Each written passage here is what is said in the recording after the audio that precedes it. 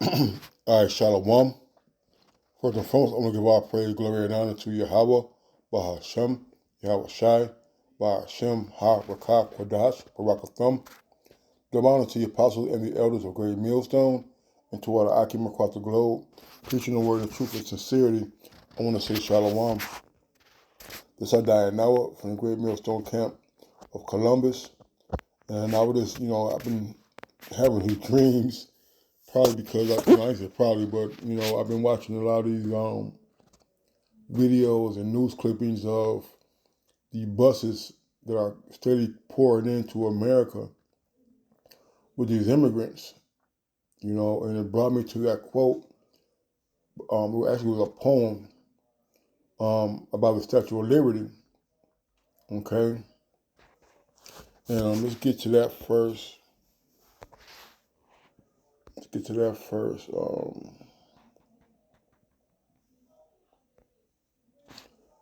so okay.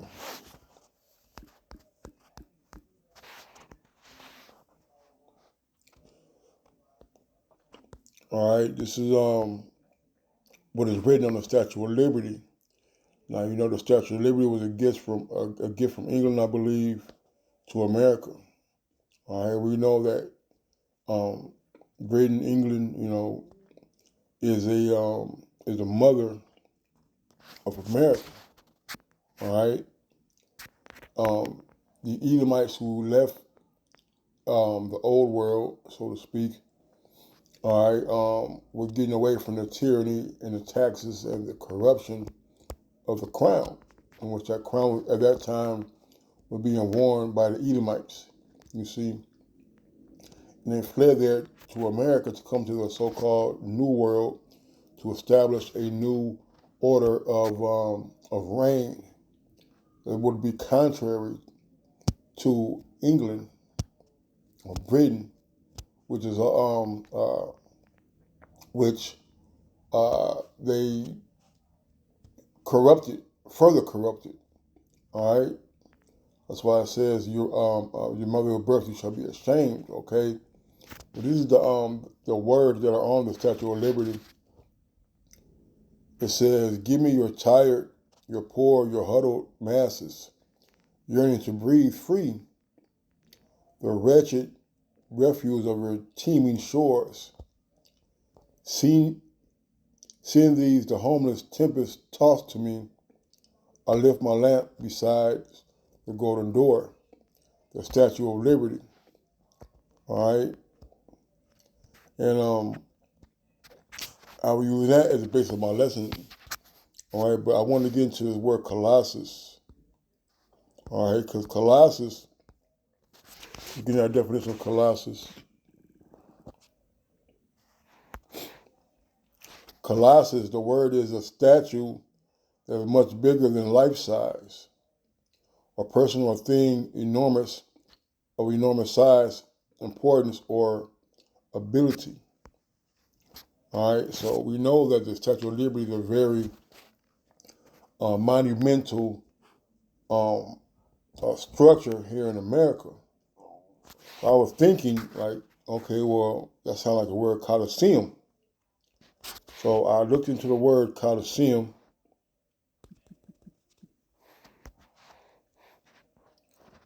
All right, and it says a large theater or stadium. Okay,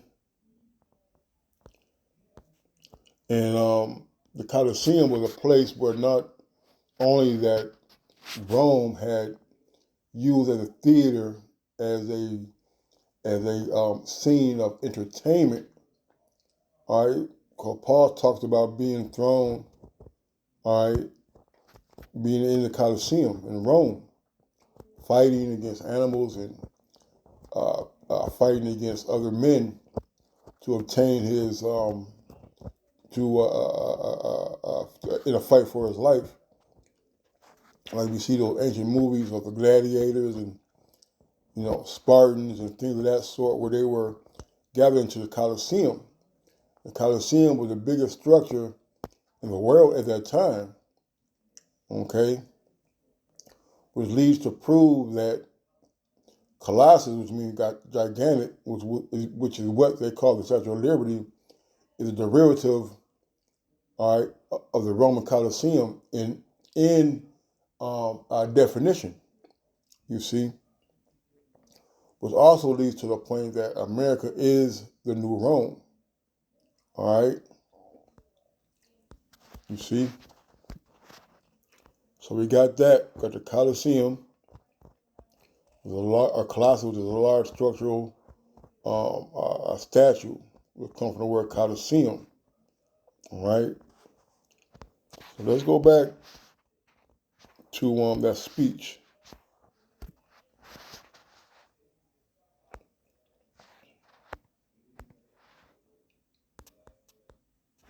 Hold on, Salakia.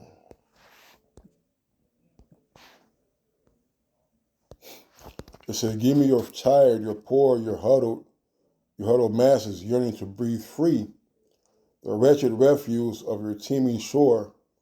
Send these, the homeless, timbers tossed to me. I lift my lamp beside the golden door, the Statue of Liberty, Ellis Island Foundation Incorporated." Now, from this excerpt alone, this poem, all right, several scriptures come to mind. I'm going to make this a long video. I'm going to go into a couple of precepts, man, all right, because this is the new Rome. You see, this is the new Egypt, the Babylon. You see, and the scriptures talk about how Esau, America, has opened its doors, its borders to all the world to come here. You see, and America is known as what? The great melting pot. You see, and because of that opening and the leniency of its borders and the lack of restrictions of who come in here, which are the so-called immigrants, there's going to be turmoil, there's going to be violence, there's going to be a clash of cultures. There's going to be fought here on the lands of America. And throughout the years, I know since I've been in the truth, that we have been prophesying, we have been talking about how they're going to allow these foreign troops here because they cannot use American troops to police or to martial law American citizens because of the ties that these officers and military people have to the American citizens. A lot of them are deep-rooted in American history. They have ties all across the country to family. So they're going to be very opposed to instituting a more enforced draconian law, much less martial law, upon their neighbors. That's why the doors have been opened. Okay, that's why the borders have been opened for all these years to allow the foreign entities, the foreign nationalists to come in and to be part of the New World Order's law enforcement upon this place. All right? You can do the research on yourself, on your own. We have Chinese military and police operating here in America, as we do other countries. But they're here to be, so as lack of a better word, as sleeper cells. And they're waiting, they got the, TikTok is very, a lot of folly, but they do have some information on there where people are being interviewed, the so-called foreign immigrants are being interviewed and they're saying that a lot of the men that are coming into this place are military men employed by the UN. And in Chicago, you are seeing clashes of these different cultures springing across all of the city. So not only is there a language barrier, there's a cultural barrier, but there's an agenda which they are here to execute on behalf of Esau, Edom, and the UN. All right, that beast. Okay? So we're going to get a couple of precepts, and Lord willing, this lesson is edifying. The Habakkuk 2 and 5.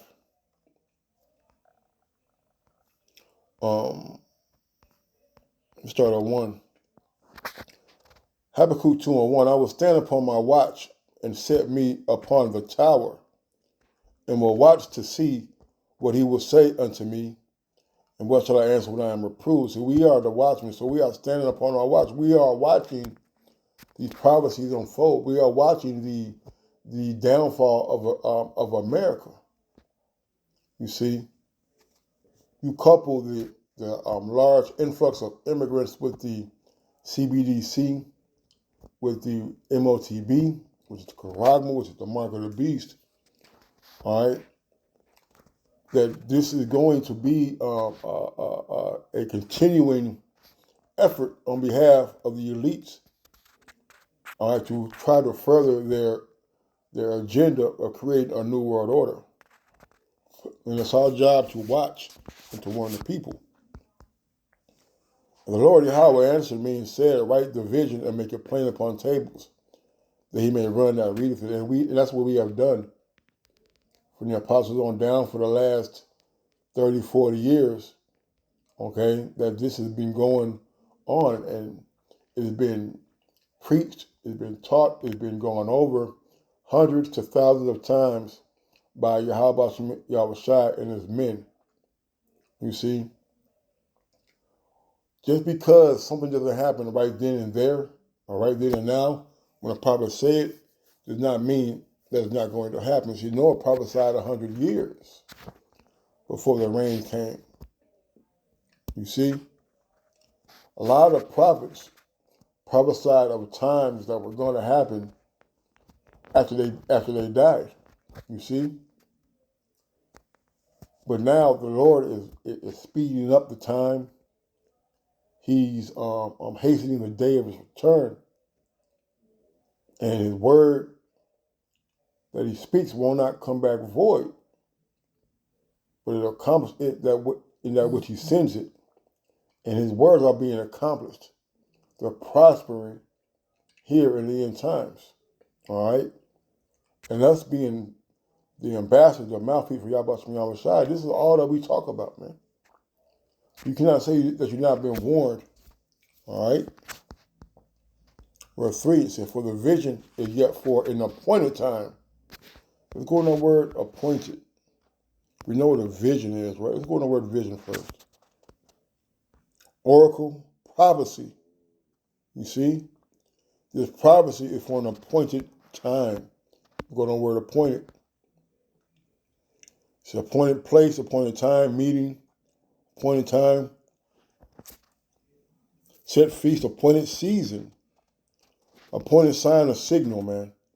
So this prophecy is for an appointed time or a signal, all right, for when the time comes that you cannot say that you wasn't warned, man. It may not be in 2023. It may not be in 2024, but we know, all right, it's not going to last or be put out 20, 30, 40 years, man, because the prophecies are speaking a lot faster than what people predict than when it's going to happen. You see?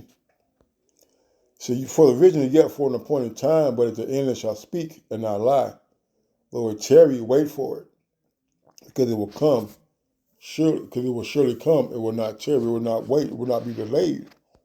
All right? Let's not forget Esau knows that he has a short time. All right? That's why things are ramping up faster and faster. I went to a restaurant yesterday, and I had to order my food through a kiosk. I asked them where the menu was. They pointed me to a kiosk, a computer, all right, where it had all the menu. I had a selection of the menu on there, man. And I was, I'm damn near 50, so this technology still amazes me at times, man. So we're getting closer and closer and closer to the day of deliverance. All right, we're getting closer to the mark of the beast. All right. Verse 4 says, Behold, his soul which is lifted up is not upright in him, but the just shall live by faith. Right, man? And that soul is Esau Edom, man. All right, it's not right. You see, he has purposed a very grand scheme that he won't be able to perform. No matter how much he tries to seem like his plan is working, it's going to be thwarted by Yahweh Shemi Shai, man. That plan to chip people, to cause famine and disease, all right? And that's not righteous, man. Polluting the air, polluting the water, you see? Wanting to chip and to decrease the population. Hey, that's not an upright soul, man. But guess what? The elect, the 144, they're going to hold fast and believe, all right, and live by the promises and the faith that they have in Yahweh Shemi Shai. Verse 5 is the point. Yea, also because he transgressed by wine, which is his philosophies. He thinks his way is right. He can outsmart Yahweh Shemi Shai. All right? Because the Lord has given them a free reign to run over these last 400 plus years. He's developed himself into a world power. He has developed these nuclear, hypersonic, and jet-propelled nuclear missiles, man. He has created one of the most powerful armies that the world has ever seen. And because of that, he thinks he's going to conquer the world and ultimately conquer our Lord Yahweh Shemi Shai. He also, because he transgressed by wine, he's a proud man. All right? And the pride of his heart has deceived him. You go in the book of Obadiah. Okay? He thinks that his power that he has gained is by his own willing, by his own doing. But it was given to him of Yahweh Shemi Shai. See, the proud man needs to keep it at home. See, this man has basis. Let's look at this real quick.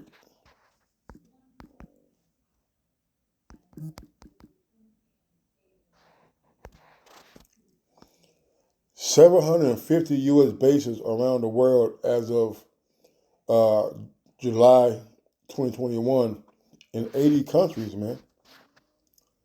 All right? So this man has a base in 80 countries. All right, 750. So what? That's like, with 7 going to 80. What?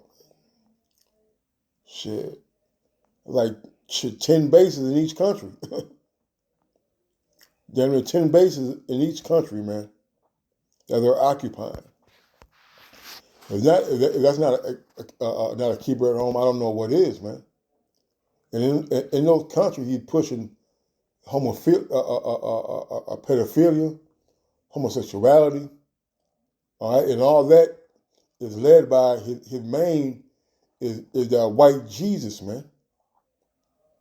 You see, that's why the wine, all the nations drunk of the wine, and they are mad, man. The democracy has poisoned their countries.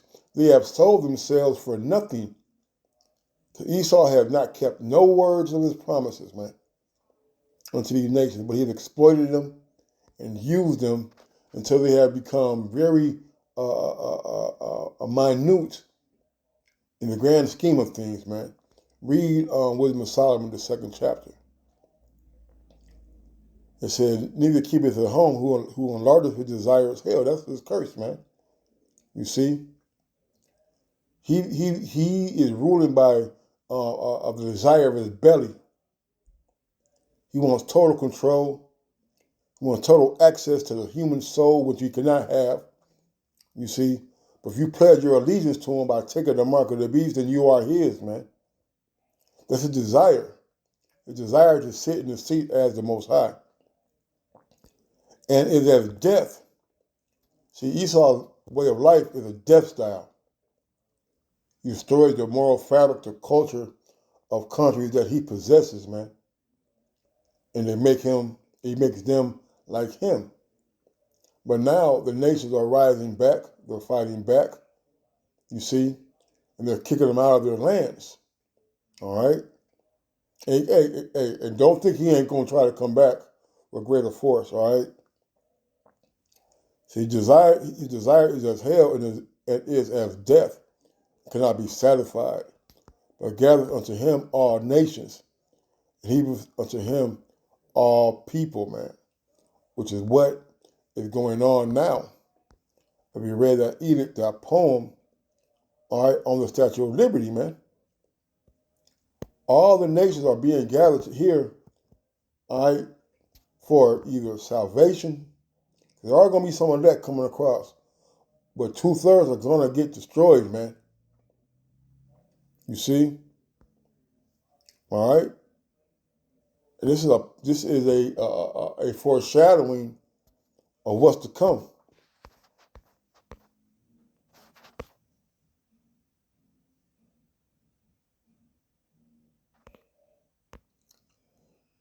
Now Isaiah 36:6. Lo, thou trustest in the staff of the broken reed on Egypt, whereon if a man lean, it will go into his hand and pierce it. So of Pharaoh, king of Egypt, to all that trust in him. So you come in here because America said, come on, we're going to open the borders. We're going to give you these gift cards and a place to stay. Well, ultimately, your ultimate allegiance is going to be taking that MOTB, taking that microchip, man. You see, that's all because you trust on this broken reed. America is broken. You see, it is broken and it cannot be healed.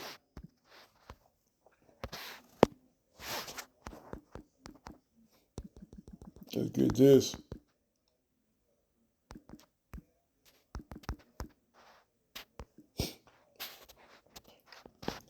This is Jeremiah 51:8. Said, Babylon is suddenly fallen and destroyed. Howl for her, take balm for her pain, and so she may be healed. We would have healed Babylon, but she is not healed.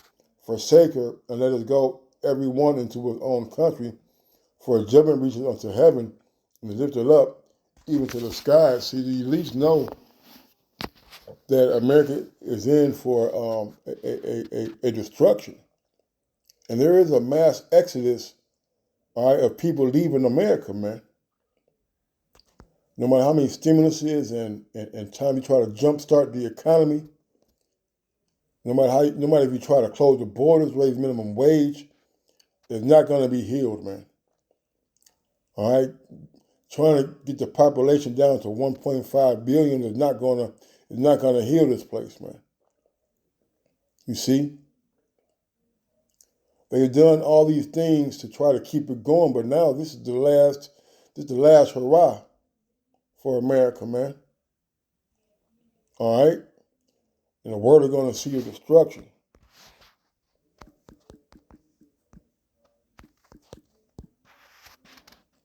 Jeremiah Shucker kept going. I'm going to read Jeremiah 51:7. It said, Babylon had been a golden cup in the Lord's hand that made all the earth drunken. The nations have drunken over wine, therefore the nations are mad, man. All right? And the nations are upset, man. They're going crazy because they have trusted in the staff of this broken reed, man. All right? And it's going to be further and further and further going to demise until ultimately the missiles are going to hit this place, man. All right?